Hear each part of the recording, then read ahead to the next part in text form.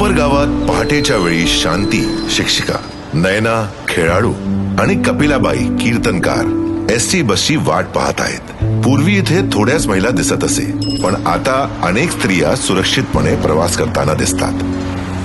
हे शक्य झालंय महिला सन्मान योजनेमुळे. या योजनेने महाराष्ट्रातील महिलांना 50% सवलतीत एसटी बसने प्रवासाची सुविधा मिळवून दिली व प्रवास अधिक सुखद आणि किफायतशीर देखील झाला. याचा फायदा असा झाला की पैशांच्या होणाऱ्या बचतीमुळे शांतीला घर खर्चासाठी जास्त पैसे मिळू लागले. नयना स्वतःसाठी रनिंग शूज घेऊ शकली, तर कपिलाबाईंनी कीर्तनशाळा सुरू केली. खेळ असो किंवा व्यवसाय, महिला आज सर्व क्षेत्रात पुढे आहेत. देवाभाऊंनी ही योजना आणून महिलांना सक्षम आणि सन्मानित केलं आहे.